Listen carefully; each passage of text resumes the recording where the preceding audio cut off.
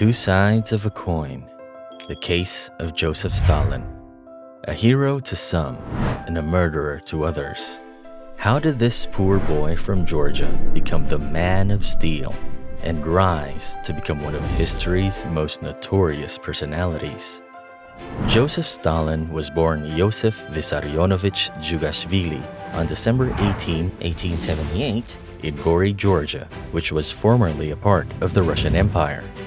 He grew up in poverty and suffered from illnesses such as smallpox and endured physical abuse from his alcoholic father, both of which probably gave him lifelong scars. Joseph's mother set out on him to become a priest and sent him to a seminary in the Georgian capital of Tiflis in 1895. However, his revolutionary ideals have been secretly taking form as he began to read and be influenced by Karl Marx's writings on communism. The same ideology is what he will later on use against the Russian monarchy. Seminary school was not his passion. In 1899, they eventually kicked him out of seminary school for constantly missing his exams. Soon after, he took part in labor demonstrations and strikes underground and joined the Bolsheviks, who were the militant wing of the Marxist Social Democratic movement under the leadership of Vladimir Lenin. Eventually, he took up the name Stalin, which translates to steel in Russian, which makes him a man of steel.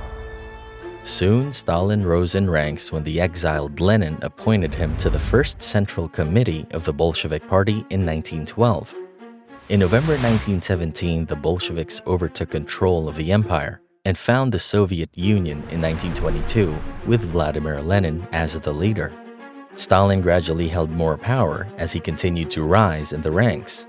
In 1922, he became the Secretary General of the Communist Party's Central Committee, which gave him appointing privileges in favor of allies. This made him able to build enough political support to back up his eventual rise as a leader amidst rivalry. Upon the death of Vladimir Lenin in 1924, Stalin took control of the Communist Party and tightened his grasp on the party, which eventually led to his appointment to become the next Soviet Union's leader. Stalin envisioned an economically advanced and industrialized Soviet Union.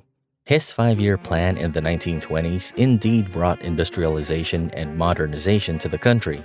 The coal, oil, and steel industries have seen a rise in productivity under Stalin's command. The standard of living and production levels improved, and the unemployment of the peasantry was mitigated. Yet, that was merely one side of the coin. On the flip side, this rapid industrialization brought about mass forced labor and murder under the Gulag System. To realize his vision, Stalin adopted the top-down approach with intensive use of force towards its citizens. The Gulag System was used as a major tool for the repression of rebels who, as former Bolsheviks, fought along in the revolution. Many had been left disillusioned with the families and collapse of agricultural production caused by the new system he adopted. Although the mass migration from rural areas to cities for work opportunities provided the demand for factory workers, the solution soon became a problem as the population of workers led to fewer wages. This only amplified dissent. As a measure to address such, the Gulag System was utilized to imprison rebels, whom they then sent for forced labor. These prisoners provided the manpower needed for agriculture, mining, the construction of roads and railways, and the production of military artillery and equipment. This led to the death of over 900,000 prisoners between 1941 and 1946. During the Second World War, the Soviet Union and Germany initially signed a non-aggression pact until Germany invaded the former's capital, Leningrad. In its effort to fight off the invading forces of the Axis powers, the Soviet Union eventually joined the Allies and fought against Germany. While the gulags brought about horror to the peasantry prisoners, they contributed to the Soviet Union's success in the war. The supply of laborers supplanted by the Gulag System has made the Soviet Union equipped with advanced military artillery and weaponry. Upon the end of the war in 1945, the Soviet Union inherited its share of German territories.